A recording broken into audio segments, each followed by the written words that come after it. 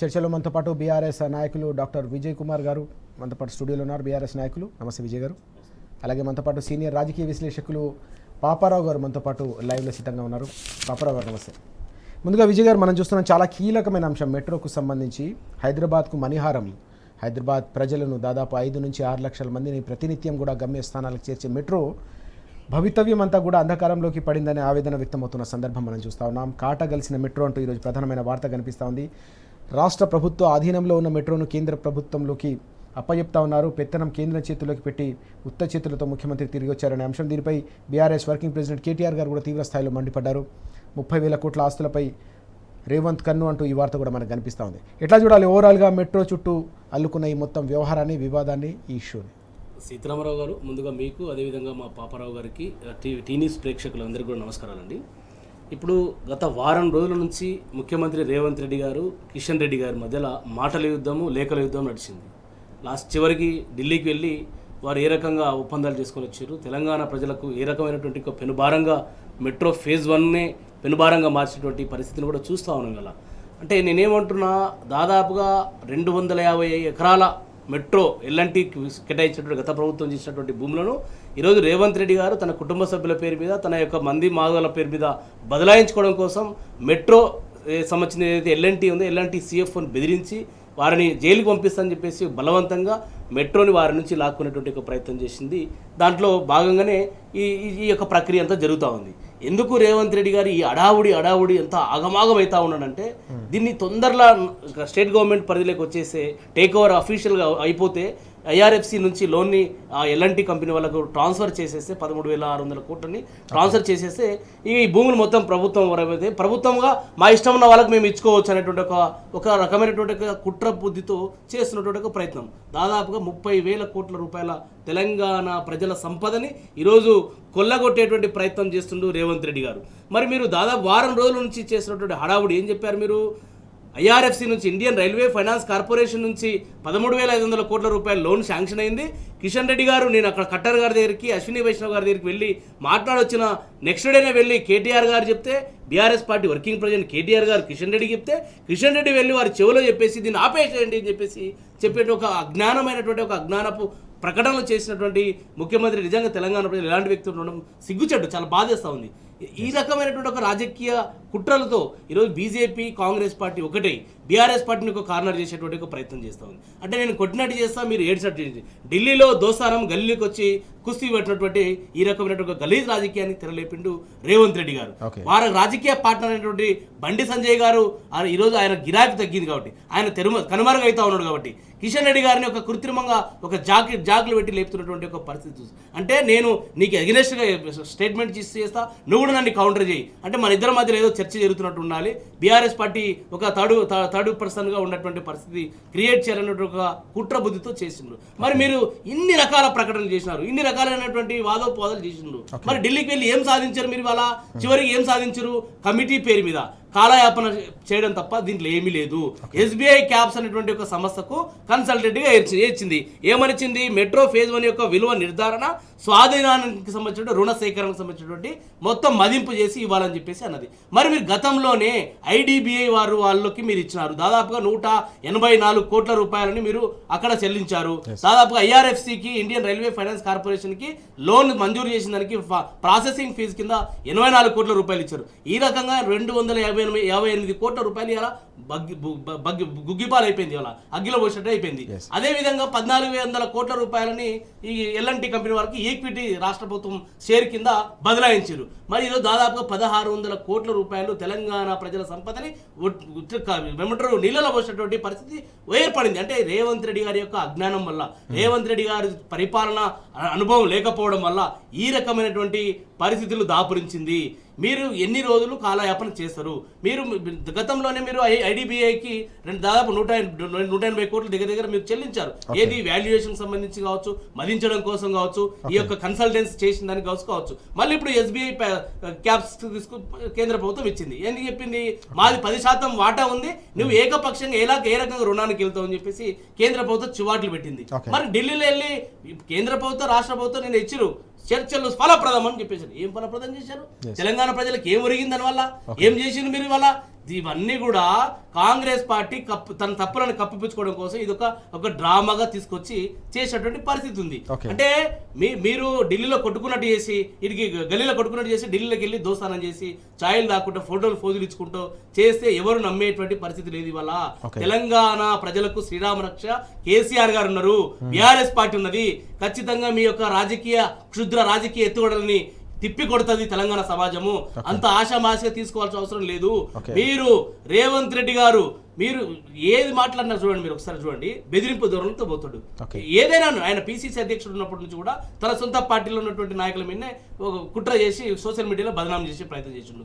Government వచ్చిన తర్వాత cinema ఇండస్ట్రీని బెదిరించాడు, కాలేజీలనే బెదిరించాడు. వాళ్ళు ఫీ రియంబర్స్మెంట్ గురించి కొట్లాడితే వారిని బ్లాక్ మెయిల్ చేశారు. తర్వాత ఎల్ఎన్టీ సిఎఫ్ఓని బెదిరించి జైలు పంపిస్తామని చెప్పేసి అన్నారు. ఈ రకంగా ప్రతి ఒక్కరిని చివరికి స్టేట్ బ్యాంక్ ఆఫ్ ఇండియాని కూడా బెదిరించేటువంటి పరిస్థితి ఉంది. మీరు ఏదైతే ఎస్బీఐని మేము నిషేధిస్తా ఉన్నాము, లీడ్ బ్యాంక్ హోదాని తగ్గిస్తా ఉన్నాము, ఎఫ్డీని విత్డ్రా చేసుకుంటామని చెప్పేసి బెదిరింపు ధోరణులకు పాల్పడినటువంటి రాష్ట్ర ప్రభుత్వము ఈరోజు అదే కేంద్ర ప్రభుత్వం అదే ఎస్బీఐ క్యాప్స్ ని కన్సల్టెంట్ గా ఏర్పాటు చేసింది. ఈ యొక్క ఎంటైర్ ప్రాసెస్ ని ఒక మదింపు చేసి పూర్తి స్థాయిలో ఒక సమగ్రమైనటువంటి వివరణ చేయాలని చెప్పేసి ఒక డిపిఆర్ తయారు చేయాలి. ఈ ప్రాసెస్ ఏది మెర్జర్ కావచ్చు, టేక్ ఓవర్ కావచ్చు, అదేవిధంగా రుణ సమీకరణ కావచ్చు, ఏ సంస్థలతో ఏ ఫైనాన్షియల్ సంస్థలతో ఈ యొక్క లోన్లు తీసుకోవాలన్నటువంటి ఇదంతా ప్రక్రియ మళ్ళీ ఎస్బీఐకి అప్పచెప్పింది. అంటే మీరు హైదరాబాద్కి వచ్చే వరకు రామ్ అవుతాడు, ఢిల్లీకి వెళ్ళే వరకు రెమో అవుతాడు రేవంత్ రెడ్డి గారు. ఇది చాలా దురదృష్టకరం, ఇది దౌర్భాగ్యకరం. ఇది ఈ రకంగా ఒక విషయాన్ని బెదిరించే ప్రయత్నం చేస్తాడు, లొంగ తీసుకుంటాడు, ప్లస్ మళ్ళీ వాళ్ళతో కుమ్మక్కవుతాడు. మరి మళ్ళీ ఇలా పేపర్లో చూస్తే మొత్తం విత్డ్రా చేసుకున్నటువంటి కేసులు విత్డ్రా చేసుకున్నటువంటి పరిస్థితి ఏర్పడింది. మీరు చూడండి, ఇది ఎల్ఎన్టీకి, అదేవిధంగా హెచ్ఎంఆర్ఎల్కి, అదేవిధంగా ఐఆర్ఎఫ్సికి జరిగినటువంటి ఒప్పందం. ఏం మాట్లాడారు దీన్ని? ఇది హెచ్ఎంఆర్ఎల్ వెబ్సైట్లో ఉన్నటువంటి in land mark development for Hyderabad transport infrastructure the government of Telangana has secured up to 13,600 crore refinancing support from the IRFC అని చెప్పేసి చెప్తున్నటువంటి పరిస్థితి. మరి మీరు ప్రకటనలు ఇచ్చారు, మీ వెబ్సైట్లో పెట్టారు, మీరు ఐఆర్ఎఫ్సి ప్రకటన ఇచ్చింది, రాష్ట్ర ప్రభుత్వం ప్రకటన ఇచ్చింది. మరి ఎక్కడ పోయినా ఇవాళ మీరు ఏమన్నారు? హైదరాబాద్ లో కిషన్ రెడ్డి గారు ఆపుతున్నారు అన్నారు. మరి ఢిల్లీకి వెళ్ళిన తర్వాత కిషన్ రెడ్డి గారితో ఖట్టర్ గారితో అశ్విని వైష్ణవ్తో చెప్పాలి కదా, నీ కిషన్ రెడ్డి ఆపిండని నేను చెప్పినా, మీరు నీ కిషన్ రెడ్డి తీసుకొచ్చినా, నీ కిషన్ రెడ్డి చెప్పు, కిషన్ రెడ్డి రిలీజ్ చేయమని చెప్పాలి కదా. మరి ఎక్కడ పోయినాయి పైసలు? ఎక్కడ పోయినాయి? ఈ శ్వేతపత్రం విడుదల చేయలే కదా. ఎవరిని పిచ్చి వాళ్ళని చేస్తున్నారు? అదే కాకుండా 4% జేకా నుంచి నేను నిధులు తీసుకొచ్చిన ఐఆర్ఎఫ్సి నుంచి మాకు రిలీజ్ చేయకుండా ఆపుతున్నాడు. ఇదంతా పచ్చి అబద్ధం. ఐఆర్ఎఫ్సి చరిత్రలోనే ఇప్పటి వరకు 4,17,970 కోట్ల రూపాయలని వివిధ రాష్ట్రాలకు ఈ రైల్వేకి సంబంధించిన లోన్లు మంజూరు చేసింది. ఎక్కడ కూడా 7%, 8%, 8.5% తక్కువ కాకుండా లోన్లు ఇచ్చిన చరిత్ర ఉంది. కానీ రేవంత్ రెడ్డి గారు మాత్రం 4%కి నేను వడ్డీ తీసుకొచ్చిన, ఈ కిషన్ రెడ్డి గారు కాళ్ళ కట్టబెడుతున్నాడు అని చెప్పేసి ఇప్పుడు బీజేపీ, కాంగ్రెస్ పార్టీ రెండు పార్టీలు కూడా ఈ హైదరాబాద్ కి తెలంగాణకు మోసం చేస్తా ఉన్నాయి. గతంలో తెలంగాణ తొలి ముఖ్యమంత్రి కేసీఆర్ గారు హైదరాబాద్ యొక్క మొదటి ఫేజ్ ని పూర్తి చేసి 69 కిలోమీటర్ల యొక్క రైలు మెట్రోని పూర్తి చేసి జాతికి అంకితం చేసి హైదరాబాద్ ని దేశంలోనే నెంబర్ 2 ప్లేస్ లో పెడితే ఈరోజు 9వ 10వ స్థానానికి పడిపోయేటువంటి ఒక దౌర్భాగ్య పరిస్థితి బీజేపీ కాంగ్రెస్ ప్రభుత్వాల మధ్యలో ఏర్పడింది. గతంలో కేసీఆర్ గారు ఫేజ్ 2 ని వారు రూపకల్పన చేశారు. రాయదుర్గం నుంచి ఏదైతే శంషాబాద్ మెట్రో అదొకటి, అదేవిధంగా బిహెచ్ఎల్ నుంచి లగ్డి కపుల్ వరకు, ఎల్బీ నగర్ నుంచి నాగోల్ వరకు ఈ రకంగా రకరకాల కారిడార్ల పేరు మీద కేసీఆర్ గారు రూపకల్పన చేస్తే డిపిఆర్లు మొత్తం కూడా కేంద్ర ప్రభుత్వానికి సబ్మిట్ చేస్తే కేంద్ర ప్రభుత్వం దాన్ని పట్టించుకోకుండా పెడచెవన పెట్టి దాన్ని అట్లే పెండింగ్ పెట్టింది. రేవంత్ రెడ్డి గారు వచ్చిన తర్వాత ఒక మూర్ఖపు ధోరణితో కేసీఆర్ గారు ప్రారంభించి నేనేం కొనసాగించాలని ఒక అనాలోచితమైన విధానాలతో కేసీఆర్ గారు ఫైనాన్షియల్ డిస్ట్రిక్ట్లో కావచ్చు, హైదరాబాద్ కావచ్చు, ట్రాఫిక్ మేనేజ్మెంట్ దృష్టిలో ఉంచుకొని వివిధ ప్రాంతాల్లో ఎక్కడెక్కడైతే ట్రాఫిక్ ఉందో ప్రజలకు సురక్షితమైన ప్రయాణం కొనసాగాలనే ఒక ఉద్దేశంతో, మంచి ఉద్దేశంతో వారు ఒక హైదరాబాద్ గ్రోత్ ఇంకా నెక్స్ట్ లెవెల్ తీసుకెళ్లాలని ఒక ఉద్దేశంతో మెట్రోని రాయదుర్గం నుంచి శంషాబాద్ ప్రారంభం చేస్తే ఈయన వచ్చి రేవంత్ రెడ్డి గారు రద్దు చేసిండు. ఈ రోజు మెట్రోకు పెనుభారంగా, శాపంగా, హైదరాబాద్ కు అభివృద్ధికి పెనుభారంగా మారిన వ్యక్తి ఎవరంటే ఈరోజు రేవంత్ రెడ్డి గారిని చెప్పగానే చెప్పాలా. ఆయన చేసేదంతా ఏం చేస్తుండు? జేబులో కత్తెర పెట్టుకొని తిరుగుతా ఉన్నాయి హైదరాబాద్ మొత్తం, తెలంగాణ మొత్తం. కేసీఆర్ గారు కట్టినటువంటి ప్రాజెక్టులు, కేసీఆర్ గారు నిర్మించినటువంటి ఫ్లైఓవర్లు, కేసీఆర్ గారు వేసినటువంటి రోడ్లను కట్టినటువంటి బిల్డింగ్లను ఇనాగ్రేట్ చేసుకుంటూ కత్తిరి కట్ చేసుకుంటూ వారు పాత బిల్డింగ్లకు రంగులు వేసుకుంటూ కేసీఆర్ సార్ కట్టినటువంటి బిల్డింగ్లకు రంగులు వేసుకుంటూ ప్రారంభిస్తున్నారు తప్ప ఈయన చేసింది ఏమీ లేదు. ఈయన ఒక అచేతనమైనటువంటి ఒక ముఖ్యమంత్రిగా మిగిలిపోతాడు. ఈ రాష్ట్రానికి పెను భారంగా, తెలంగాణ రాష్ట్రానికి అభివృద్ధికి ఏది ప్రధాన అడ్డంకిగా ఈరోజు రేవంత్ రెడ్డి గారు చరిత్రలో మెలిగిపోయేటువంటి పరిస్థితి ఉన్నది. రేవంత్ రెడ్డి నీవు ఎన్ని కుట్రలు చేసినా, ఎన్ని క్షుద్ర రాజకీయాలు చేసినా తెలంగాణ సమాజం నిన్ను నమ్మదు. నువ్వు ఏ రకంగా బీజేపీతో అంటగాగుతూ తెలంగాణ సమాజానికి ఏ రకంగా మీకు మిస్లీడ్ చేస్తా ఉన్నారో ఇవన్నీ కూడా ఈ సమాజం అబ్జర్వ్ చేస్తూ ఉంది. సార్ ఇప్పుడు కేసీఆర్ గారు నేతృత్వంలో, కేసీఆర్ గారి డైరెక్షన్ మేరకు కేటీఆర్ గారు, హరీష్ రావు గారు వర్కింగ్ ప్రెసిడెంట్ గారు, ఎల్పీ ఉపనాయకుడు హరీష్ రావు గారు, వీరిద్దరు కూడా రాష్ట్రం మొత్తం కాలు బలపం కట్టుకొని తెలంగాణ సమాజాన్ని జాగృతం చేస్తూ ఉంటే దీని నుంచి డైవర్ట్ చేయడం కోసం ఇదంతా డ్రామా చేశారండి. ఢిల్లీలో ఇదంతా తీసుకెళ్లి వీరు ఒకరికొకరు ఏదో వాదులాడుకున్నట్టు, కొట్లాడుకున్నట్టు, ఏదో అడ్డం అయినట్టు, నిలువ అయినట్టు ఇలా ఢిల్లీ వెళ్ళి ఇలా బొక్క బోర్లో పడుకొని తెలంగాణ రాత్రి నిన్న చెప్పాలి కదా మరి ముఖ్యమంత్రి గారు, నేను గొప్పలు సాధించినటువంటి చెప్పినటువంటి ముఖ్యమంత్రి మరి ఇలా మీడియా పెట్టి చెప్పాలి కదా, మీరు ప్రెస్ చెప్పాలి కదా, మీడియాకి ముఖం చాటేసుకుని హైదరాబాద్ పారిపోయి వచ్చారు కదా. మళ్ళీ మరి ఏం సాధించారు మీరు? ఇప్పుడు గతంలో కేసీఆర్ గారు ఏమన్నాడు, నేను ఉమ్మడి ఆంధ్రప్రదేశ్ నుంచి ఢిల్లీకి వెళ్తున్నా, తెలంగాణ ప్రత్యేక రాష్ట్రంలో నేను కాలు పెడతా అని చెప్పేసి ఛాలెంజ్ చేసి ఢిల్లీకి వెళ్ళిండు. కేసీఆర్ గారు మాట నిలబెట్టుకున్నారు. గట్ల చేయరు కానీ నువ్వు ఏదో పెద్ద పొడుస్తున్నా పోటు అని చెప్పేసి మాట్లాడి, కొండలు దాటి వరకు మాటలు మాట్లాడి చేతాలకు వచ్చే వరకు ఈరోజు ఏ రకంగా చేశారో. కాబట్టి మీరు ఇవన్నీ బంద్ చేయండి. బంద్ చేసి నిజమైనటువంటి వాస్తవికతకి దగ్గరగా మాట్లాడి ప్రజలకు మీరు ఇచ్చిన హామీల మీద దృష్టి పెట్టండి. ఈ డ్రామాలు బంద్ చేయమని చెప్పేసి బీఆర్ఎస్ పార్టీ తరఫున ఈ ప్రభుత్వానికి, రేవంత్ రెడ్డి గారికి నేను సూచిస్తున్నాను. ముఖ్యమంత్రి అలాగే కేంద్ర మంత్రి కలిసి డ్రామాలు ఆడుతూ ఉన్నారు. హైదరాబాద్ మెట్రోను కేంద్రం చేతిలో పెట్టడం అంటే హైదరాబాద్కి ఇది మరణ శాసనం, రాష్ట్ర రాజధానికి పెద్ద ఎత్తున పెను భారంగా మారబోతోంది, శరాఘాతం లాంటి నిర్ణయం అని చెప్పేసి విజయ్ గారు తీవ్ర స్థాయిలో మండిపడుతున్న అంశం మనకు కనిపిస్తూ ఉంది. పాపారావు గారు, మనం చూస్తున్నాం మెట్రోకు సంబంధించి చాలా కీలకమైన పరిణామం చోటు చేసుకుంది. కాటగలిసిన మెట్రో అంటూ ఈరోజు మనం వార్త ప్రధానంగా కనిపిస్తూ ఉంది. పెత్తనం మొత్తం కేంద్ర చేతిలో పెట్టి ఉత్త చేతులతో వెనుదిరిగిన ముఖ్యమంత్రి అంటూ ఈ అంశం ఈరోజు మన పత్రికల్లో ప్రధానంగా చూస్తూ ఉన్నాం. కేటీఆర్ గారు కూడా తీవ్ర స్థాయిలో మండిపడ్డారు. వాస్తవానికి రాష్ట్ర ప్రభుత్వ ఆధీనంలో నడుస్తున్న మెట్రోను కేంద్ర చేతిలో పెట్టడం అనేది అత్యంత దుర్మార్గమైన చర్యగా అభివర్ణించిన పరిస్థితి కూడా కనిపిస్తోంది. 30,000 కోట్ల ఆస్తులపై కన్నేసే మొత్తం మెట్రో లూటికి స్కెచ్ వేశారు ముఖ్యమంత్రి అని చెప్పేసి కూడా కేటీఆర్ గారు తీవ్ర స్థాయిలో మండిపడిన అంశాలు కూడా మనకు కనిపిస్తున్నాయి. ఎట్లా చూడాలి ఓవరాల్గా? వాస్తవానికి సెకండ్ ఫేజ్ మంజూరు చేయాలనే డిమాండ్ ఓవైపు ఉంటే ఫస్ట్ ఫేజ్ కూడా ఏకంగా కేంద్రం చేతిలోకి వెళ్ళిపోయిన పరిస్థితిని మనం ఎట్లా అర్థం చేసుకోవాలి? ఇక్కడ నిన్నటిదాకా రేవంత్ రెడ్డి గారికి కిషన్ రెడ్డి గారితో వివాదం. కిషన్ రెడ్డి గారికి రోజువారీ ఆయనతో వివాదం పెట్టుకుని కిషన్ రెడ్డి వల్లనే IRFC Indian railway finance corporation తాలూకు రుణం ఆగిపోయింది, కిషన్ రెడ్డి గారి వల్ల ఫేజ్ 1 కోసం వచ్చే రుణం ఆగిపోయింది అనేది నిరంతరంగా రేవంత్ రెడ్డి గారు దాడి చేస్తా వచ్చారు. ఆయనే కేంద్రంలో వాళ్ళకి చెప్పి ఆ రుణాలు రాకుండా చేస్తున్నారు, ఎందుకంటే ప్రభుత్వం వాళ్ళది కనుక ఇలా చేస్తున్నారని చెప్పారు. ఇది యాక్చువల్గా దీని బ్యాక్గ్రౌండ్ లో చూస్తే ఐఆర్ఎఫ్సి రుణం కోసం వెళ్ళినప్పుడు అది ఐఆర్ఎఫ్సి రుణం దాని చర్చలు జరిగినాయి. దానిలో రుణం ఇవ్వడానికి ఒక రకంగా ఆమోదం లాంటిదే జరిగింది. దానికోసం రాష్ట్ర ప్రభుత్వం ఎల్ఎన్టీకి ఒక 1,400 కోట్ల రూపాయల తర్వాతగా చెల్లించేది. అలాగే ప్రాసెసింగ్ ఫీజు ఒక 24 కోట్లు ఏది ఆ రుణం ప్రాసెసింగ్ ఐఆర్ఎఫ్సికి. అలాగే దీని ట్రాన్సాక్షన్ అడ్వైజరీగా అంటే దీని మధ్యలో నిలబడి ట్రాన్సాక్షన్ ఈ లావాదేవీ ఐఆర్ఎఫ్సి చేసినందుకు ఒక 174 కోట్లు ఐడిపిఐ. ఇది యాక్చువల్ గా జరిగిన ప్రాసెస్. ఆ రుణం ఓకే అయింది, ఆ రోజు అని చెల్లించారు, రుణం కూడా ఓకే అయింది అనుకున్నారు. కానీ అది మళ్ళీ ఆగింది. ఆగినప్పుడు దాని ఆగిన విషయంలోనే రేవంత్ రెడ్డి గారు కిషన్ రెడ్డి గారి మీద రోజువారీ దాడి మొదలు పెట్టారు. ఈ క్రమంలో కిషన్ రెడ్డి గారు నా తప్పేమీ లేదు, నేనేం చేయలేదు, కావాలంటే కేంద్ర మంత్రులు కలుపుతాను అన్నట్టుగా తీసుకెళ్లి అశ్విని వైష్ణవ్ గారి దగ్గర, ఖట్టర్ గారి దగ్గర కూర్చోబెట్టారు.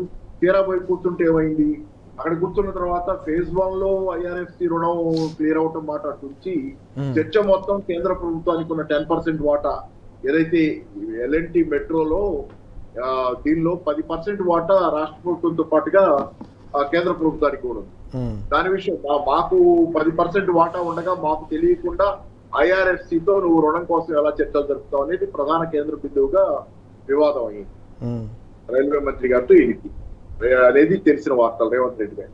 అంటే దాని అల్టిమేట్ గా ఏమైంది, ఈ రోజు మళ్ళీ మొదటికి వచ్చి వ్యవహారం ఐఆర్ఎఫ్సి రుణాన్ని పక్కన పెట్టేసి IDBI advisory, transactional advisory plus IRFC రుణాన్ని పక్కన పెట్టి ఈ రోజు కొత్తగా ఎస్బీఐ క్యాప్స్ తో కొత్తగా వాల్యుయేషన్ మళ్ళీ వేశారు. ఫేజ్ 1 వాల్యుయేషన్ కోసం మళ్ళీ కొత్తగా సంస్థను వేశారు. కొత్తగా ఎస్బీఐ క్యాప్స్ కన్సల్టెన్సీని పెట్టారు. క్యాప్స్ అనేదాన్ని అంటే కొత్తగా మళ్ళీ ఇప్పుడు దాని వాల్యూ కట్టి ఆ వాల్యూ ప్రకారం దానికి ప్రొసీడ్ అవుతాం, లోన్ తీసుకోవటం ఏదో ప్రొసీడ్ అవుతాం. అంటే ఎక్కడికి వచ్చింది ఇప్పుడు మీకు ఏమైంది, జూన్ 1 నుంచి యాక్చువల్ గా స్వాధీనం చేసుకుంటున్నట్లుగా రేవంత్ రెడ్డి గారు కూడా ప్రకటించారు. ఎల్ఎన్టీ జూన్ 1 అయిపోయింది, నడుస్తుంది. ఎల్ఎన్టీలో రోజువారీ నష్టాలు 2.5 కోట్లు ఉన్నాయి.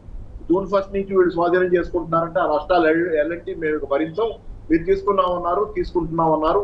జూన్ 1 నుంచి మన ఒప్పందం ప్రకారం మీరు ఆ 2.5 కోట్ల నష్టం రోజువారీ మీరే భరించాలంటారు. దాంతో పాటుగా పాత లావాదేవీ ఏదైతే ఐఆర్ఎఫ్సితో ఉందో ఆ రుణం ఇంకా మంజూరు కాలేదు. ఐఆర్ఎఫ్సితో ఉన్న పాత లావాదేవీ దానికి సంబంధించిన transaction IDBI transaction advisory fees plus ఈ మామూలు ప్రాసెసింగ్ ఫీజుగా 44 కోట్లు, మొత్తం సుమారుగా 258 కోట్లు.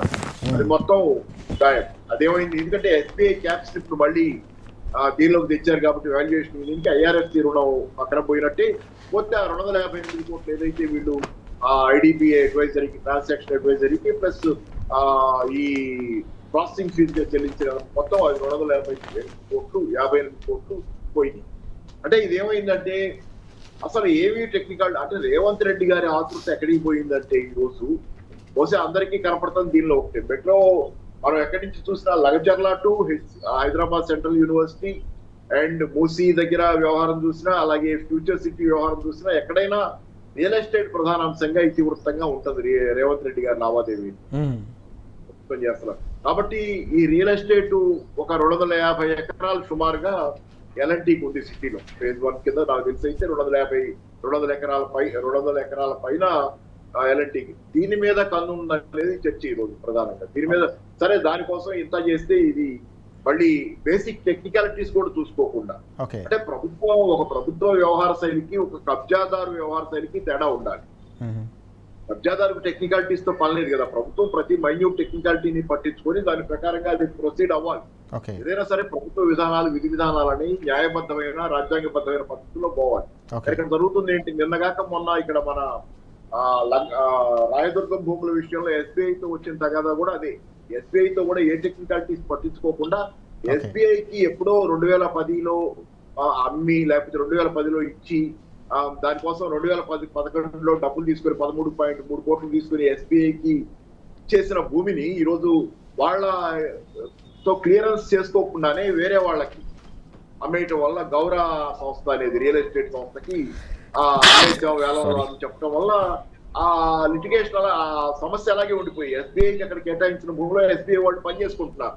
పని పూర్తయి ఉండకపోవచ్చు. పెద్ద టవర్స్ రావాలి, అక్కడ ట్విన్ టవర్స్ రావాలి, రాలా. కానీ బేసిక్ గా కొంత పని జరిగింది. ఏటీఎంలు వచ్చినాయి, కొంత మిగతా పనులు చేసుకున్నారు. ఒక 20 కోట్ల పైన వాళ్ళు ఖర్చు పెట్టారు అక్కడ ఆల్రెడీ 20 కోట్లు. ఆ వివాదం సెటిల్ చేయకుండానే ఎస్బీఐకి సెటిల్ చేసి ఎస్బీఐ వాళ్ళని పంపించేయకుండానే లేకపోతే ఎస్బీఐ వాళ్ళతో ఆ లావాదేవీ ట్రాన్సాక్షన్ క్లోజ్ చేసుకుని అప్పుడు అమ్మాలి కదా గౌరవ సంస్థకి, లేకపోతే అప్పుడు వేలం వేయాలి.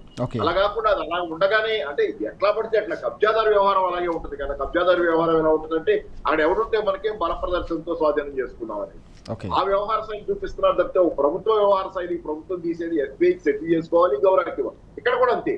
ఎల్ఎన్టీలో కేంద్రానికి 10% వాటా ఉండగా నువ్వు అది చూసుకోకుండా నీ ఇష్టానుసారం నువ్వు ఐఆర్ఎఫ్సి లోన్ కోసం ప్రొసీడ్ అయిపోతే తీరా చూస్తే ఇప్పుడు కేంద్ర ప్రభుత్వం నా 10% వాటా ఉండగా నాకు చెప్పకుండా నువ్వు ఐఆర్ఎఫ్సి లోన్ కి ఎలా వెళ్తావు అని చెప్పి ఇప్పుడు మొత్తం బేసిక్ గా కాల్కేస్తే మెడకేస్తే కాల్కేసి ఆ ఫేజ్ 1 రుణం ఐఆర్ఎఫ్సి పోయా. దాంతో పాటు 258 కోట్లు దానికోసం కట్టిన ప్రాసెసింగ్ ఫీజు ప్లస్ ట్రాన్సాక్షనరీ అడ్వైజరీ మొత్తం అయిపోయా. తర్వాత ఇవాళ రోజువారీ భారాన్ని రోజువారీ నష్టాలు వస్తున్నాయి కదా మెట్రో, ఆ భారం నువ్వే భరించాలి, జూన్ 1 నుంచి నీదే అన్నావు కదా, నువ్వు తీసుకున్నావు కదా అని చెప్పి ఎల్ఎన్టీ అని అంటే రాష్ట్ర ప్రభుత్వం మీద ఇష్టానుసారం రేవంత్ రెడ్డి గారు చేసుకుంటా పోతున్న పనుల వల్ల రాష్ట్ర ప్రభుత్వం మీద రాష్ట్ర ప్రజల మీద అనేక భారాలు పడుతున్నాయి. దాంతో పాటు ఇక్కడ చూడండి ఎల్ఎన్టీ గాల్లో ఉంది, ఫేజ్ 1 గాల్లో నడుస్తుంది కదా. ఫేజ్ 1 మొత్తం అది రోజువారీ కార్యకలాపాలు నడుస్తున్నాయి, మెట్రో రైళ్లు తిరుగుతున్నాయి. ఆ ఫేజ్ 1 ఇప్పుడు త్రిశంకు స్వర్గంలో ఉంది. అది ఎవరి చేతిలో ఉంది, ఏమవుతుంది రాష్ట్ర ప్రభుత్వం చేతిలో పూర్తిగా ఉన్నట్ట, ఎల్ఎన్టీ చేతిలో ఉన్నట్ల, ఎవరి చేతిలో ఉన్నట్లు, ఎవరి నిర్వహణ అంటే ఇప్పుడు ఏదో అంటారు కదా, అటు ఇటు కాకుండా చెడిపోయే పరిస్థితి వస్తే ఇప్పుడు ఆ నిర్వహణ మాత్రం సరిగ్గా జరుగుద్దా? ఎవరి అజమాయిషీ లేకుండా ఒక సంస్థ తాలూకు లేకపోతే ఒక ప్రభుత్వం తాలూకు అజమాయిషీ స్పష్టంగా లేకుండా ఎలాంటి ఫేజ్ 1 మెట్రో తాలూకు నిర్వహణ సక్రమంగా జరుగుతుందని గ్యారంటీ ఏంటి? ప్రయాణికులకు భద్రత ఏంటి? సో ఇన్ని సమస్యలు ఉన్నాయి దీనిలో. ఇక్కడ పాపారావు గారు మరో కీలకమైన అంశం కూడా వస్తుంది. ఇక్కడ సెకండ్ ఫేజ్కు సంబంధించి వాస్తవానికి అనేక రాష్ట్రాల్లో మెట్రో విస్తరణ కోసం కూడా కేంద్ర ప్రభుత్వం అనుమతులు ఇస్తున్న పరిస్థితి. ఇప్పటికే కేంద్ర ప్రభుత్వం వాస్తవానికి హైదరాబాద్కు మెట్రో సెకండ్ ఫేజ్ ఇవ్వాలనే డిమాండ్ బీఆర్ఎస్ కూడా వినిపిస్తున్న సందర్భం. కానీ ఇప్పుడు ఫస్ట్ ఫేజ్ కూడా కేంద్రం చేతిలోకి వెళ్ళిపోయిన పరిస్థితి. దీన్ని ఎట్లా చూడాలి? కేంద్ర ప్రభుత్వానికి సంబంధించిన పాత్ర, బీజేపీ పాత్రను ఎట్లా అర్థం చేసుకోవాలి? కేంద్ర ప్రభుత్వం ప్రతి అవకాశాన్ని తన ఆధిపత్యంలోకి అన్ని వనరుల్ని అంతకుముందు కృష్ణానది జలాల వివాదం విషయంలో, ఆంధ్రప్రదేశ్ తెలంగాణ విషయంలో కేంద్రం మొత్తంగా తనే పెత్తనం తీసుకోవడానికి ప్రయత్నం చేయటం చూసాం మనం. కేంద్రం పెట్టపోరు పిల్లి తీర్చినట్టుగా కేంద్ర ప్రభుత్వం రాష్ట్ర ప్రభుత్వాల మధ్య ఉన్న వివాదంలో తను అక్కడ పూర్తిగా రెండింటిని సైడ్ లైన్ చేసేది, తను పెత్తనం చేయడానికి చేసిన ప్రతి చోట ఇదే జరుగుతుంది. మీరు కేంద్రం దగ్గరికి ఒక వివాదంతో కనుక వెళ్తే మిమ్మల్ని పక్కన పెట్టేసి తనలో కూర్చుంటారు. అలాగే ఇప్పుడు మెట్రో ఫేజ్ 1 లో కూడా తన ఇష్టానుసారం ఎస్బీఐ క్యాప్స్ కి అది మళ్ళీ వాల్యుయేషన్ కి లేకపోతే దాన్ని మొత్తం స్టడీ చేయడానికి ఇచ్చింది, ఎంత వాల్యుయేషన్ అది. రెండోది ఇప్పుడు ఫేజ్ 2 విషయంలో, ఫేజ్ 2 ఇంత ముందు ఈ ఇష్టానుసారం డిసైడ్ చేసుకున్నాడు ఆ ఫేజ్ 2 దానిలో 50% వాటా కావాలని చెప్పి కేంద్రానికి ఎత్తి, ఇప్పుడు అది ఏమైంది, అది మొత్తం స్టాండ్ స్టిల్ అయిపోయి ఈ వివాదం మొత్తంలో అది ఎప్పుడు ఏమవుతుంది అనేది దానికి కూడా మళ్ళీ మొత్తం చాలా వ్యవహారం అది కేంద్రం చేతిలోకి పోయిన తర్వాత ఇప్పుడు రాష్ట్రం కేసీఆర్ గారు ఉండగా చాలా సాఫీగా జరిగిపోయే అవకాశం ఉన్నదాన్ని, సరే ప్రభుత్వం మారిపోయింది, ఈయన వచ్చాడు, దాన్ని సాఫీగా జరగనివ్వకుండా దాన్ని రూట్ మార్చేసాడు. ఇటు రాయదుర్గట్టు అటు దాన్ని మార్చేసి దాన్ని ఇంకో రూట్ ఏదో పెట్టుకున్నాడు ఆయన. అంటే తన సొంత జాగీరుగా రాష్ట్రాన్ని నడుపుతున్నటువంటి తీరు ప్రతి చోట సొంత జాగీరుగా. అక్కడ ఫార్మాసిటీ ఉంటే ఫార్మాసిటీని ఇచ్చేసుకోవడం కోసం ఫ్యూచర్ సిటీ అని తెచ్చి దానికి ఆ భూముల మీద కన్నేసి, అంటే జరిగేదాన్ని దేన్ని సాఫీగా జరగనీయకుండా కేసీఆర్ గారు ఒక మంచి ఉద్దేశంతో తెచ్చిన ఒక ఫార్మాసిటీ కావచ్చు, మెట్రో ఫేజ్ 2 తాలూకు రూట్ కావచ్చు, ఇవన్నీ తన ఇష్టానుసారం మార్చుకుంటే తన సొంత లాభం తప్పితే రాష్ట్ర ప్రయోజనాలే పట్టనటువంటి ప్రభుత్వంగా ఇది ఉంది. చాలా కీలకమైన అంశం మనం చూస్తా ఉన్నాం. పూర్తి స్థాయిలో మెట్రో ఫేజ్ 1 కేంద్ర ప్రభుత్వానికి అప్పగించడం అంటే, కేంద్ర ప్రభుత్వం అధీనంలోకి వెళ్ళిపోవడం అంటే హైదరాబాద్కి ఇది శరాఘాతం అని చెప్పేసి పాపారావు కూడా ఆవేదన వ్యక్తం చేస్తున్న పరిస్థితి. ఇప్పటికే శంషాబాద్ మెట్రోను రద్దు చేశారు. సెకండ్ ఫేజ్కు సంబంధించిన డిమాండ్ను సాధించడంలో విఫలమవడమే కాకుండా మెట్రో ఫేజ్ 1ను కూడా ఈ రకంగా ఆగం చేయడం అనేది అత్యంత బాధాకరం అని చెప్పేసి మండిపడుతున్న పరిస్థితి కూడా మనకు కనిపిస్తూ ఉంది. మరొక కీలకమైన అంశం విజయ్ గారు, విద్యా సంవత్సరం ప్రారంభమైంది. ఓవైపు విద్యార్థులు అవస్థలు పడతా ఉన్నారు, మరోవైపు టీచర్ల ఉద్యోగాల కోసం ఎదురు చూస్తున్న వారు కూడా పూర్తిగా అవస్థలు పడుతున్న పరిస్థితి, వారి ఆశలపై కూడా నీళ్లు చల్లుతున్న సందర్భం కూడా కనిపిస్తూ ఉంది. రెండు కీలకమైన అంశాలు ఈరోజు మనకు కనిపిస్తూ ఉన్నాయి. 14,000 ఖాళీలు ఉంటే భర్తీ చేసింది అరకొరగా మాత్రమే అనే అంశం మనం చూస్తూ ఉన్నాం. మరోవైపు ఫీజులకు సంబంధించి ఫీజు రీయింబర్స్మెంట్ బకాయిలు చెల్లించకపోవడంతో పిల్లలకు సర్టిఫికేట్లు ఇవ్వట్లేదు. పిల్లల ఉన్నత చదువుల కోసం కావచ్చు, ఉద్యోగాలకు వెళ్ళే వారికి తీవ్రస్థాయిలో అవస్థలు పడుతున్న సందర్భం ఎట్లా చూడాలి? ఇప్పటికే పేదల బతుకులు చితికిపోతూ ఉన్నాయి, తల్లిదండ్రులపై ఫీజుల భారం కూడా పడుతున్న ఈ అంశాన్ని ఎట్లా చూడాలి? సీతారామరావు గారు, కాంగ్రెస్ పార్టీ అధికారంలోకి వచ్చిన తర్వాత నాకు తెలిసి ఒక 3-4 సార్లు రియంబర్స్మెంట్ రిలీజ్ చేస్తున్నామని చెప్పేసి అన్నారు. 2 సార్లు కాలేజ్ యాజమాన్యాలు విద్యార్థుల సమస్యని దృష్టిలో ఉంచుకొని సమ్మె కూడా చేసినారు. చివరికి సమ్మె చేస్తే ముఖ్యమంత్రి గారు వారి జూబ్లీహిల్స్ ప్యాలెస్లో ప్రెస్ మీట్ పెట్టి కాలేజ్ యజమానుల పేర్లు తీసుకొని మరి ఒక్కొక్కరిని టార్గెటెడ్ చేస్తూ వారి యొక్క కాలేజీలని, వారి వ్యక్తిగత విషయాలని, వారి మిగతా వ్యాపారాలను దృష్టిలో ఉంచుకొని బ్లాక్మెయిల్ చేసి వారిని బెదిరింపు ధోరణితో చేసి అట్లా వాళ్ళని నోరు ముప్పించారు. అంటే నేనేమంటున్నానంటే ఎవరికైనా విద్యార్థులు దాదాపుగా ఈ రాష్ట్రంలో ఎస్సీ, ఎస్టీ, బీసీ, మైనారిటీ విద్యార్థులు కేసీఆర్ గారు గతంలో ఈ యొక్క ఫీజు రియంబర్స్మెంట్ పథకాన్ని కాంగ్రెస్ పార్టీ తీసుకొస్తే కేసీఆర్ గారు దాన్ని ఇంకా కొంచెం మెరుగైనటువంటి అవకాశాలు ఇచ్చి విద్యార్థులకు రియంబర్స్మెంట్ చేసిండు. గతంలో మైనారిటీలకు ఎంత ర్యాంక్ వచ్చినా కూడా రియంబర్స్మెంట్ లేదు, కానీ కేసీఆర్ గారు మైనారిటీలు ఎంత ర్యాంక్ వచ్చినా కూడా ఫుల్ రియంబర్స్మెంట్ ఇచ్చింది ఆ రోజు కేసీఆర్ గారి ప్రభుత్వం. అంతేకాకుండా తెలంగాణ రాష్ట్రంలో ప్రభుత్వ జూనియర్ కళాశాలలో చదువుకున్నటువంటి పేద విద్యార్థులకు వారు ఎక్కడ చదువుకున్నా వారికి ఎంత ర్యాంక్ వచ్చినా ఫుల్ రియంబర్స్మెంట్ ఇచ్చి వారిని ఆదుకున్నటువంటి చదివించినటువంటి నాయకుడు కేసీఆర్ గారు. ఆ పథకాన్ని కాంగ్రెస్ పార్టీ తీసుకొచ్చినప్పటికీ, రాజశేఖర రెడ్డి గారు తీసుకొచ్చినప్పటికీ దానికి ఇంకా మెరుగైనటువంటి అవకాశాలు కల్పించి దాన్ని ఇంకా విస్తృతంగా చేసిండు కేసీఆర్ గారు. రేవంత్ రెడ్డి గారు వచ్చి ఏం చేశారండి? అలా దాన్ని పథకాన్ని నీరుగార్చేసాను మనం. ఓకే. దాన్ని నీరుగార్చేసి మరి వారి మీద బెదిరింపు ధోరణులతో పాల్పడతా ఉన్నాడు. దాదాపుగా 10,000 కోట్ల రూపాయలు ఈరోజు విద్యార్థులకు రియంబర్స్మెంట్ ఇవ్వాల్సినటువంటి బాకీ ఉన్నటువంటి కాంగ్రెస్ పార్టీ ప్రభుత్వము మరి ఎందుకు దాని మీద తాత్సారం చేస్తూ ఉంది? విద్యార్థులు ఒకవైపు చదువులు పూర్తవుతా ఉన్నాయి, వాళ్ళ కోర్సులు పూర్తవుతున్నాయి. ఇంజనీరింగ్ వాళ్ళు, ఫార్మసీ వాళ్ళు, మిగతా ప్రొఫెషనల్ కోర్సులు కావచ్చు, డిగ్రీ కోర్సులు కావచ్చు, వారి కోర్సులు పూర్తవుతూ ఉన్నాయి. పై చదువులు చదవడం కోసం ఉదాహరణకు డిగ్రీ చదివేటువంటి విద్యార్థులకు రియంబర్స్మెంట్ రాకపోవడం వల్ల, విద్యార్థి చెల్లించే పరిస్థితి స్తోమత లేకపోవడం వల్ల, వారు కాలేజీలు జీతాలు ఇవ్వలేనటువంటి పరిస్థితుల్లో తప్పని పరిస్థితుల్లో విద్యార్థులని ప్రెజర్ చేసేటువంటి పరిస్థితి ఉంది. కానీ గవర్నమెంట్ నుంచి మాత్రం రియంబర్స్మెంట్ రావట్లేదు. నీవు గవర్నమెంట్ నుంచి వచ్చిన తర్వాత రిటర్న్ తీసుకెళ్ళు, నువ్వైతే ఫీజు కట్టి సర్టిఫికేట్ తీసుకోవని చెప్పేసి కాలేజీ యజమానులు చెప్తా ఉన్నారు. మరి విద్యార్థులు ఈరోజు నలిగిపోతా ఉన్నారు, రోడ్ల మీదకి వచ్చి పోరాటం చేస్తూ ఉన్నారు, కొట్లాడుతూ ఉన్నారు. వారు కొంతమంది విద్యార్థులు అయితే ఆత్మహత్య చేసుకున్నటువంటి పరిస్థితి ఉంది. వారు ఎవరు చెప్పుకోవాలా, ఎక్కడికి ఈ పాస్ ఆఫీస్కి పోవాలా, లేకుంటే స్టేట్ కౌన్సిల్ పోవాలా, లేకుంటే సచివాలయానికి వెళ్ళాలా, ఇంకా బట్టి విక్రమార్క ఎవరి దగ్గరికి వెళ్ళాలో తేల్చుకోలేనటువంటి ఒక పరిస్థితుల్లో ఈరోజు విద్యార్థులు ఉన్నటువంటి పరిస్థితి, వారి తల్లిదండ్రులు ఉన్నటువంటి పరిస్థితి. ఒకవైపు ఆ విద్యార్థి కోర్సు పూర్తవుతుంది, తన విదేశాలకు ఉన్నత చదవాలంటే బీటెక్ చదివిన వ్యక్తులు ఎంఎస్ చదవాలన్నా, అమెరికా పోవాలన్నా, లండన్ పోవాలన్నా, వివిధ దేశాలకు వెళ్ళాలన్నా వారికి సర్టిఫికేట్లు అవసరం ఉంటాయి. ఆ వీసా ప్రాసెసింగ్ కావచ్చు, అక్కడ యూనివర్సిటీకి సంబంధించిన అప్లికేషన్స్ కావచ్చు. కానీ కాలేజ్ యజమానులు మాత్రం సర్టిఫికేట్ ఇవ్వడం లేదు. తెలంగాణ ప్రభుత్వం మాత్రం, కాంగ్రెస్ పార్టీ ప్రభుత్వం మాత్రం నిమ్మకు నీరెత్తినట్టు చేస్తూ ఉంది. వారిని ఇంకా కూడా ఇబ్బందులకు, ఒత్తిడులకు గురి చేస్తూ ఉన్నటువంటి పరిస్థితి ఉంది. దీన్ని ఇప్పుడు ఇంకోటి అదే కాకుండా ఓవర్సీస్ స్కాలర్షిప్స్ సంబంధించింది కూడా పెండింగ్ ఉన్నటువంటి. గతంలో కేసీఆర్ గారు ప్రతి సంవత్సరం ఎవరు ఎన్ని అప్లికేషన్లు వచ్చినా వాళ్ళందరికీ ఒక్కొక్కరికి 20 లక్షల రూపాయలు ఇచ్చి ఓవర్సీస్ స్కాలర్షిప్లు ఇచ్చి చదివించి విదేశాల్లో ఉన్నత చదువులు చదివించినటువంటి దార్శనికుడు కేసీఆర్ గారు. మరి ఈయన ఉన్నవి ఎవరు నాకు తెలిసి కాంగ్రెస్ పార్టీ ప్రభుత్వం వచ్చిన తర్వాత ఒక 10% కూడా ఓవర్సీస్ స్కాలర్షిప్లను కూడా వాళ్ళు అంబేద్కర్ ఓవర్సీస్ స్కాలర్షిప్ పోవచ్చు, పూలే ఓవర్సీస్ స్కాలర్షిప్ పోవచ్చు, వీటి జోలికి రావడం లేదు. ఉన్నటువంటి ఫీజు రియంబర్స్మెంట్ పథకానికి ఎగనామం పెట్టేటువంటి పరిస్థితి ఉంది. కాంగ్రెస్ పార్టీ అంటేనే ఎగవేతలు, కూల్చివేతలు, పేల్చివేతలతో ఈ ప్రభుత్వం ముందుకెళ్తా ఉంది. అందుకోసమే హరీష్ రావు గారు గతంలో అన్నారు, ఈయన యనమల రేవంత్ రెడ్డి గారు కాదు, ఎగవేతల రేవంత్ రెడ్డి అని చెప్పేసి అన్నారు. ఈ రకంగా అన్ని వర్గాల ప్రజలు, ఇక్కడ విద్యార్థుల రియంబర్స్మెంట్ ఇవ్వడం లేదు, ఈ ఉద్యోగులకు సంబంధించినటువంటి ఇస్తున్నటువంటి డిఏలు ఇవ్వడం లేదు, వారికి ఇస్తున్నటువంటి పిఆర్సీ ఇవ్వడం లేదు, అదేవిధంగా రైతులకు ఇస్తున్నటువంటి రైతు రుణమాఫీ చేయడం లేదు. ఈ రకంగా చూసుకున్నట్టు అన్ని వర్గాల ప్రజలకు ఈరోజు ఎగవేత తెరలేపింది యనమల రేవంత్ రెడ్డి ప్రభుత్వం. కాబట్టి ఈ ప్రభుత్వానికి పోయే రోజులు వచ్చినాయి. అందుకోసమే అంటా ఉన్నారు ఇలా తెలంగాణ ప్రజలు, రేవంత్ రెడ్డి పోవాలి, కేసీఆర్ రావాలి. కేసీఆర్ వస్తేనే మా సమస్యలకు పరిష్కారం మార్గం దొరుకుతుంది. కేసీఆర్ ఉంటేనే మా యొక్క పంటలకు ఏమంటారు గిట్టుబాటు ధరలు వస్తాయి, మా పంటలకు గ్యారెంటీ ఉంటుందని చెప్పేసి రైతులు అనుకుంటా ఉన్నారు, విద్యార్థులు అనుకుంటా ఉన్నారు, నిరుద్యోగులు అనుకుంటా ఉన్నారు, ఉద్యోగులు అనుకుంటా ఉన్నారు.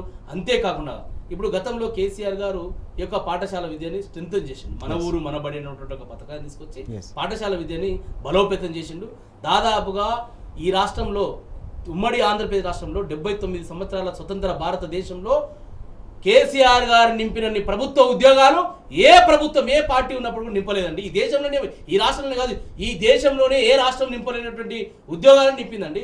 దాదాపుగా 1,70,000 ఉద్యోగాలని అపాయింట్మెంట్స్ ఆర్డర్స్ ఇచ్చి వారికి ఉద్యోగాలు ఇచ్చింది.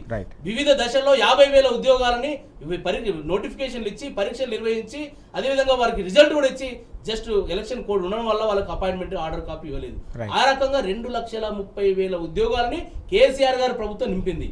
రేవంత్ రెడ్డి గారు వచ్చిన తర్వాత కేసీఆర్ గారు చేసినటువంటి ప్రక్రియకి తాను పేరు కాగితాలు ఇచ్చి, చేతి కాగితాలు ఇచ్చి నేను ఇచ్చాను అని చెప్తాడు. ఇప్పుడు Hyderabad youth declaration, Congress party భస్మాసురాస్త్రం, ఇది అభయాస్తం కాదు. కాంగ్రెస్ పార్టీ యూత్ డిక్లరేషన్ లో నిరుద్యోగ రూపకల్పన అని చెప్పేసి అన్నాడు, పారదర్శక ప్రభుత్వ ఉద్యోగాలు అన్నాడు. ఏది ఫీ రియంబర్స్మెంట్ అయితే పాత బకాయిలను పూర్తిగా చెల్లిస్తాం, కొత్త బకాయిలను ప్రతి సంవత్సరం ఏమంటారు సింగిల్ విండో విధానం తీసుకొచ్చి దానికి ఒక గ్రీన్ ఛానల్ పెట్టి రిలీజ్ చేస్తామని చెప్పేసి మాట్లాడారు. ముఖ్యమంత్రిగా అయిన తర్వాత కూడా జేఎన్టీలో మీటింగ్ ఏర్పాటు చేసి ఇప్పటి నుంచి ఒక లెక్క, ఈ రోజు గతం వరకు ఒక లెక్క, ఈ రోజు నుంచి ఒక లెక్క అని చెప్పేసి లెక్కలు చెప్పినట్టు రేవంత్ రెడ్డి గారు. మరి ఏమైంది ఇవాళ? ఆ రోజు జేఎన్టీ క్యాంపస్ లో ఆడిటోరియం జరిగిన మీటింగ్ లో మీరేం చెప్పారు? గ్రీన్ ఛానల్ ద్వారా నిధులు మంజూరు చేస్తాను, నేను ఎవరు కూడా ఇప్పటి వరకు ఇప్పటి నుంచి అన్యాయం జరగాలని చెప్పేసి చెప్పినటువంటి యనుమల గారు ఎందుకు ఏకవైతం చేశారు? దానికి ప్రజలకు విద్యార్థులకు సమాధానం చెప్పాలా? ఇప్పుడు అకాడమిక్ ఇయర్ స్టార్ట్ అవుతా ఉంది, మళ్ళీ ఇప్పుడు స్టార్ట్ అవుతుంది, కౌన్సిలింగ్ ప్రక్రియలు స్టార్ట్ అయినాయి. డిగ్రీ కావచ్చు, ఇంజనీరింగ్ కావచ్చు, ఫార్మసీ కావచ్చు, లా కావచ్చు, అనేక ఎంట్రన్స్ అన్ని పూర్తి అయిపోయినాయి. పీజీ సెట్లు కావచ్చు పూర్తి అయిపోయి కౌన్సిలింగ్ ప్రక్రియ జరుగుతూ ఉంది. ఇప్పటి వరకు మీరు ప్రభుత్వంలోకి వచ్చి 3 సంవత్సరాలు అవుతా ఉంది. 3 అకాడమిక్ ఇయర్స్ పూర్తి అవుతా ఉన్నాయి. మీరు ఇప్పటి వరకు ₹1 కూడా మీరు రిలీజ్ చేయలేదు. ఇంకా ఎప్పుడు చేస్తారు? దానికి కూడా స్పష్టత ఇవ్వాలి కదా, విద్యార్థులకు స్పష్టత ఇవ్వాలి కదా. కాబట్టి మీరు ఎగవేతలతో నడపడం సాధ్యం కాదు ఎక్కువ రోజులు. అందుకోసమే ప్రజలు మెంటల్ గా ఫిక్స్ అయి ఉన్నారు. ఈ రేవంత్ రెడ్డి పోతేనే మాకు న్యాయం జరుగుతుంది, కేసీఆర్ గారు వస్తేనే మాకు న్యాయం జరుగుతుంది అని ఒక అభిప్రాయంతో ఉన్నారు. కాబట్టి రేవంత్ రెడ్డి గారికి రోజులు దగ్గర పెట్టుకోవాల్సిందే. మీరు అన్నీ చూస్తే మీరు చూడండి, ఈ డిక్లరేషన్, హైదరాబాద్ యూత్ డిక్లరేషన్ లో విద్యార్థులకు, నిరుద్యోగులకు జాబ్ క్యాలెండర్ అన్నాడు ఆయన. జాబ్ క్యాలెండర్ ఏమన్నాడు? ప్రతి సంవత్సరం జూన్ 2 లోపు ఖాళీలు ఎన్నో లెక్క ఇస్తాం, సెప్టెంబర్ 17 లోపు ఖాళీలను పూర్తి చేస్తామన్నాడు జాబ్ క్యాలెండర్ లో, ఆయన ఇచ్చిన జాబ్ క్యాలెండర్ లో. అంతేకాకుండా దాదాపుగా ఇప్పటి వరకు 14,171 టీచర్ పోస్టులు ఖాళీగా ఉన్నాయి. అదే కాకుండా దాంట్లో 13,000 పోస్టులు ఎస్జిటి పోస్టులు, 1,100 పోస్టులు స్కూల్ అసిస్టెంట్ పోస్టులు ఖాళీగా ఉన్నాయి. 27,000 స్కూల్స్ ఉంటే 23,000 స్కూల్స్ రద్దు చేస్తా ఉంటాడు ఈయన ఇచ్చినటువంటి హామీలో. చూడండి ఒకసారి, విద్యా దాంట్లో కేసీఆర్ గారు గతంలో 6,000 స్కూళ్ళని రేషనలైజ్ పేరు మీద తీసేసిండు. అవి పునరుద్ధరిస్తాం, మేము పునరుద్ధరిస్తే పాఠశాల విద్యను బలోపేతం చేస్తున్నాడు. మరి ఏమైంది? ఇవాళ 23,000 స్కూళ్ళని ఇలా మూత పడేసినటువంటి ఒక ప్రణాళికలు రూపకల్పన చేస్తుండు విద్యాశాఖ మంత్రిగా ఉన్నటువంటి ముఖ్యమంత్రి రేవంత్ రెడ్డి గారు. దీనికి ఎవరు సమాధానం చెప్పాలి? కాబట్టి ఈ రకంగా మీరు చూడండి, దాదాపు ఇప్పటి వరకే 3.5 లక్షల మంది టెట్ రాసిన పూర్తయినారు, బీడీ పూర్తయిన వాళ్ళు 2,40,000 మంది ఉన్నారు, టీటీసీ పూర్తయిన డైట్ పూర్తయిన వాళ్ళు 1,10,000 మంది ఉన్నారు. ఈ రకంగా దాదాపుగా నిరుద్యోగులు డిఎస్సి కోసం 6 లక్షల మంది ఎదురు చూస్తా ఉన్నారు. మీరు ప్రతి సంవత్సరం మెగా డిఎస్సి ఇస్తామని చెప్పేస్తున్నారు, జాబ్ క్యాలెండర్ ఇస్తామన్నారు. మీరు ఇచ్చినటువంటి హామీలు పోయినాయి, మళ్ళీ ఇప్పుడు ఉన్నటువంటి వాటిని మీరు నెరవేర్చడం లేదు. ఫీజు రియంబర్స్మెంట్ కావచ్చు, విద్యార్థులకు కావచ్చు, నిరుద్యోగులకు కావచ్చు, ఉద్యోగులకు కావచ్చు, అనేక రకాల వర్గాల ప్రజలకు ఈరోజు ఎగనామం పెడుతున్నారు రేవంత్ రెడ్డి గారు. కాబట్టి ప్రజలు అన్ని గమనిస్తా ఉన్నారు. మీరు ఈ రకమైనటువంటి ధోరణిని పక్కన పెట్టండి, మీరు ఇచ్చినట్టు హామీలు నెరవేర్చండి, మేము డిమాండ్ చేస్తాం. మనం చూస్తా ఉన్నాం, లక్షలాది టీచర్ ఉద్యోగాల భర్తీ కోసం అనేక మంది ఉద్యోగార్థులు ఎదురు చూస్తూ ఉంటే, మరోవైపు విద్యార్థులంతా కూడా ఫీజు రీయింబర్స్మెంట్ కోసం ఎదురు చూస్తూ ఉంటే, ఇద్దరిని కూడా నయవంచన గురి చేస్తోంది రాష్ట్ర సర్కార్. ముఖ్యమంత్రి వారందరినీ కూడా తీవ్ర స్థాయిలో అవస్థలు పెట్టడమే కాకుండా వారికి అన్యాయం చేస్తూ ఉన్నారని చెప్పేసి విజయ్ గారు తీవ్రస్థాయిలో మండిపడుతున్న అంశం మనకు కనిపిస్తూ ఉంది. పాపారావు గారు, అన్నిటికంటే ముఖ్యంగా మనం చూస్తూ ఉన్నాం, విద్యా రంగానికి సంబంధించి గతంలో 10 ఏళ్ల పాటు విద్యా రంగానికి అత్యంత కీలకమైన ప్రాధాన్యత, అత్యధిక ప్రాధాన్యత కేసీఆర్ గారు ఇచ్చిన సందర్భం. విద్య కోసం చేసే ఖర్చు ప్రభుత్వానికి భారం కాదు, ప్రభుత్వానికి ఒక బాధ్యత, భవిష్యత్తుకు పెట్టే పెట్టుబడిగా అభివర్ణించిన సందర్భం కూడా మనం చూసాం. కానీ విద్యాశాఖకు సంబంధించి ఓవైపు ఫీజు రీయింబర్స్మెంట్ బకాయిలు పేరుకుపోవడం, విద్యార్థులు అవస్థలు పడతా ఉన్నారు.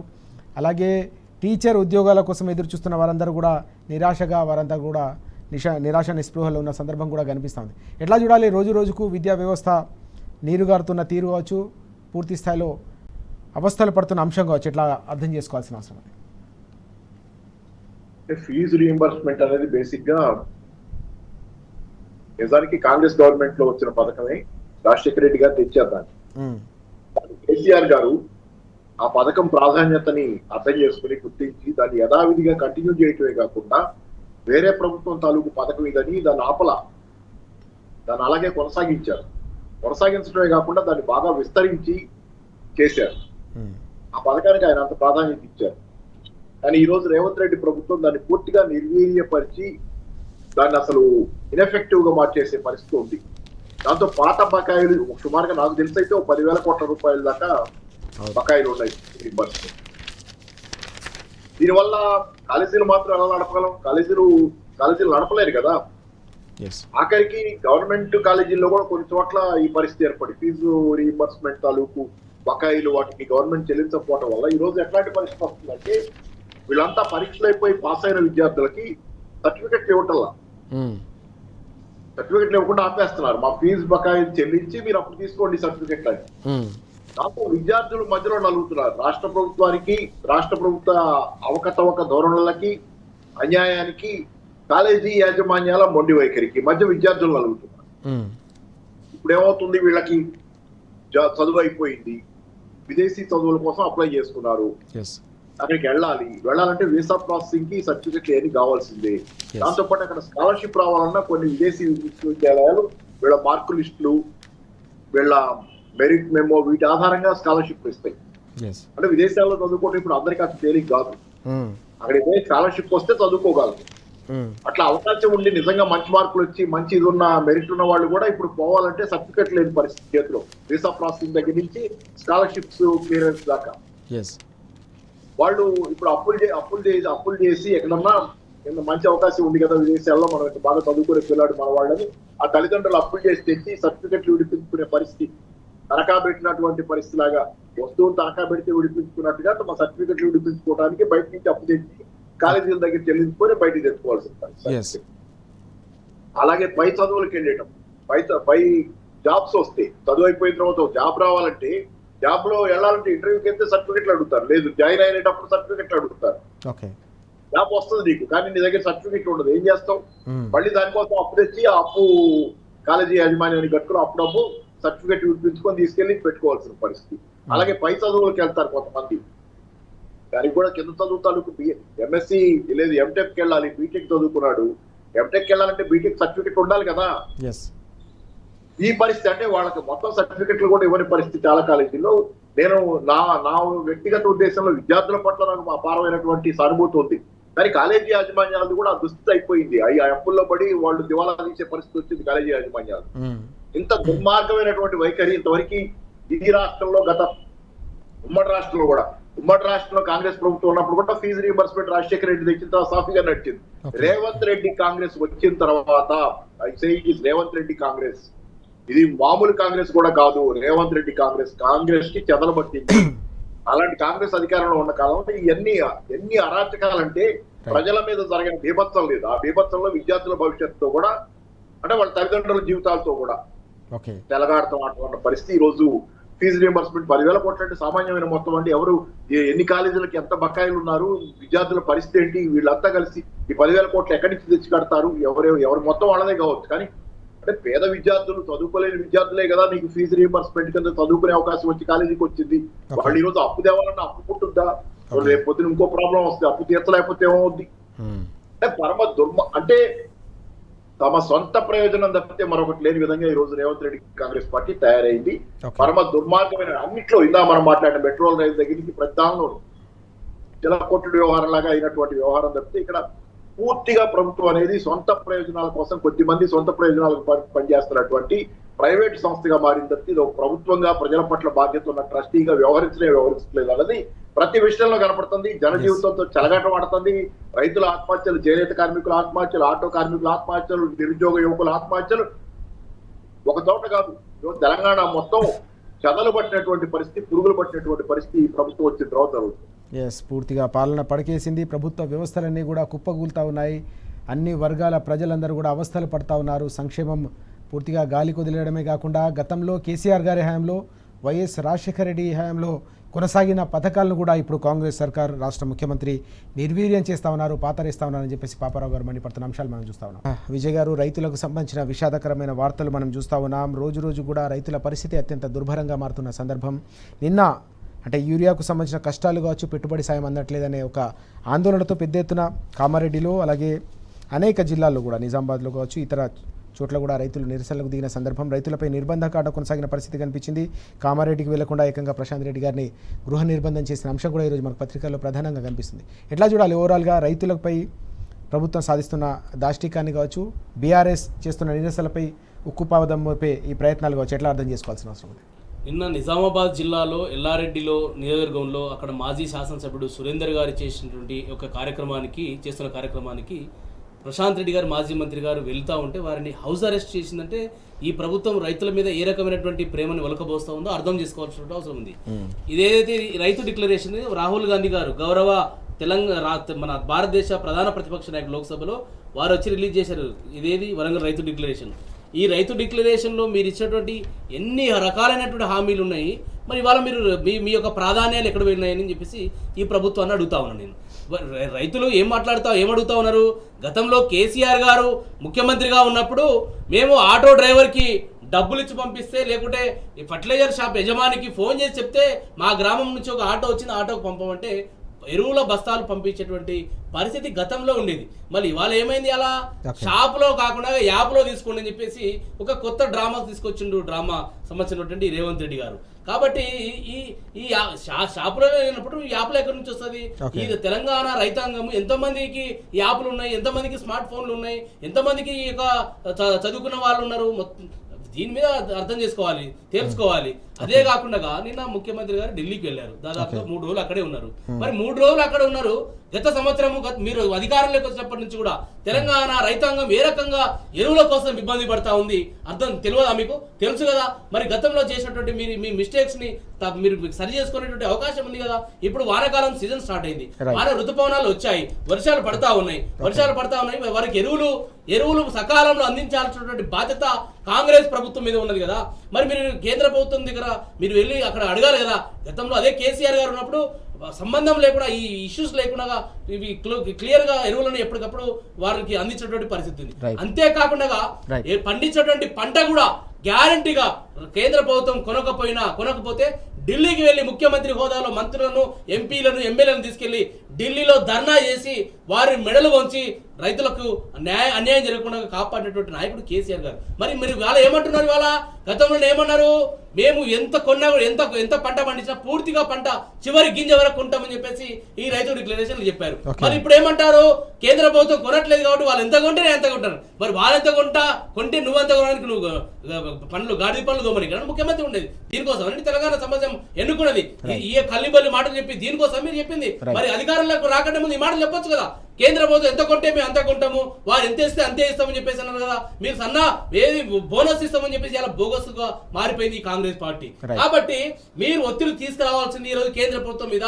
సకాలంలో మాకు మా రాష్ట్రానికి కావాల్సినటువంటి వాటా ప్రకారంగా ఎరువులు పంపిణీ చేయండి, మా రాష్ట్రంలో పండించేటువంటి పూర్తి పంటని కొనుగోలు చేయాలని చెప్పేసి కేంద్ర ప్రభుత్వం మీద ఒత్తిడి తీసుకురావాల్సినటువంటి రేవంత్ రెడ్డి గారు ఇవాళ ఢిల్లీకి వెళ్ళి మూటలు తీసుకెళ్తా ఉన్నారు, మూట సంచులు తీసుకెళ్తున్నారు, అక్కడ ఇస్తున్నారు. దాన్ని ఎరువుల సంచులు తీసుకురాకుండా ఖాళీ చేతులతో వస్తున్నాడు. పోయేటప్పుడు మాత్రం డబ్బుల సంచులతో ఢిల్లీకి వెళ్తా ఉన్నాడు, వచ్చేటప్పుడు మాత్రం ఖాళీగా వస్తా ఉన్నాడు. మరి ఎరువులు సకాలంలో ఎవరు అందించాలా, పండించేటువంటి పంటని ఎవరు కొనాలా, దీని మీద కదా సోయి ఉండాల్సింది, దీని మీద కదా ప్రభుత్వానికి ప్రాధాన్యత ఉండాల్సింది.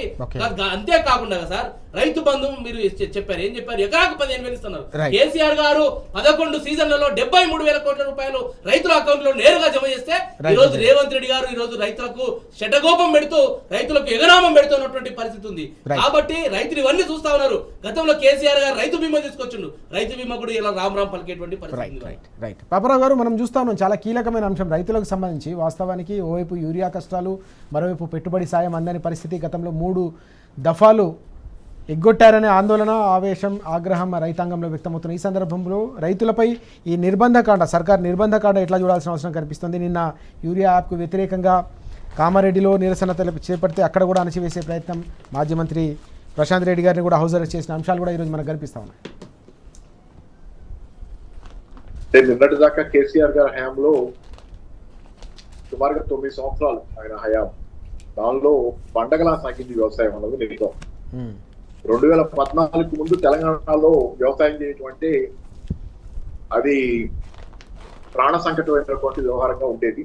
నీళ్లు ఉండేవి కాదు, రకరకాలైనటువంటి నిర్లక్ష్యాలు రైతు పట్ల. ఇంటి మధ్యలో వ్యవసాయం అనేది అతి కష్టమైనటువంటి ఇదిగా ఉండేది.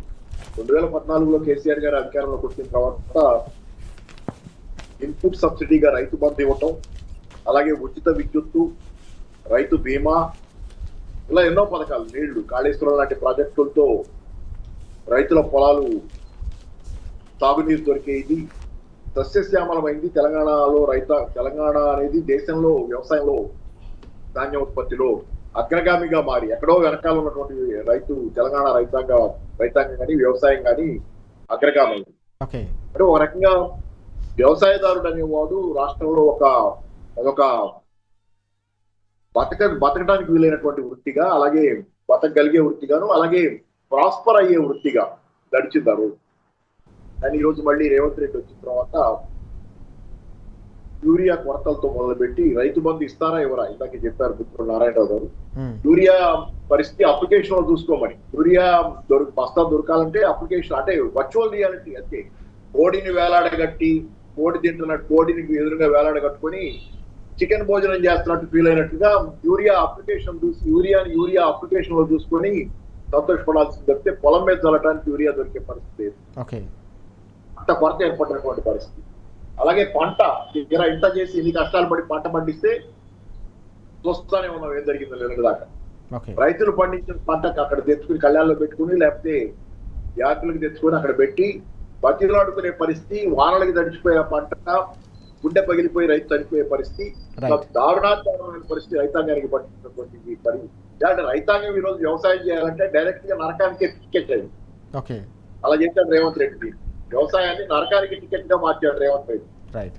కాబట్టి దీనిలో ఇక ఒక రకంగా కాదు రైతాంగ సమస్యలు ఈ రోజు కేంద్ర ప్రభుత్వం రాష్ట్ర ప్రభుత్వం కలిసి రైతాంగానికి గోరీ కడుతున్న మాత్రం తెలంగాణలో రైతాంగ ఆత్మహత్యలు మళ్ళీ పెరిగింది. ఉదాహరణకి చివరి మొక్క కేసీఆర్ గారు ఉండగా రైతాంగ ఆత్మహత్యలు సుమారుగా 50 ఏదో తగ్గిపోయింది. 50 చిల్లర ఆయన దిగిపోయినట్టుకి వేలాదిగా ఉన్న రైతు ఆత్మహత్యలు 95-98% తగ్గిపోయింది. తగ్గిన ఆత్మహత్యలు ఆయన ఉండగా 24 తర్వాత ఇప్పుడు దాకా మళ్ళీ రేవంత్ రెడ్డి అధికారంలోకి వచ్చిన తర్వాత 700కు పైగా, ఇది 4 నెలల 5 నెలల క్రితం డేటా, 700కు పైగా మళ్ళీ ఆత్మహత్యలు జరిగింది. రైతుల ఆత్మహత్యలు మళ్ళీ పెరుగుతున్నాయి తెలంగాణలో. మళ్ళీ రిపీట్ అవుతుంది అదే పాత చరిత్ర. ఓకే.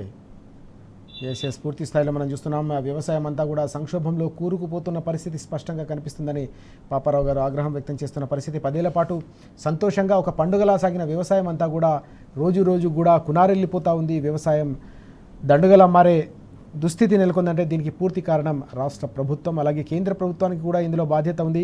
యూరియా కష్టాలు కావచ్చు, విత్తనాల కష్టాలకు కూడా కేంద్ర ప్రభుత్వం పూర్తి స్థాయిలో బాధ్యత వహించాల్సిన అవసరం ఉందనే అంశం కూడా కనిపిస్తూ ఉంది. ఇంత జరుగుతున్నా ఢిల్లీ పర్యటనలో ముఖ్యమంత్రి ఈ మొత్తం అంశాలని, రైతాంగానికి సంబంధించిన అంశాలని ప్రస్తావించకపోవడం, రైతులకు సంబంధించిన యూరియా కష్టాలను కేంద్ర ప్రభుత్వంపై ఒత్తిడి పెంచకపోవడం కూడా అత్యంత దారుణం అని చెప్పేసి పాపారావు గారు అలాగే విజయ్ గారు కూడా మండిపడుతున్న అంశాలు ఇప్పటివరకు మనం చూసాం. Thank you very much Vijay గారు, అలాగే పాపారావు గారు చర్చలో పాల్గొన్నందుకు థ్యాంక్ యూ సో మచ్.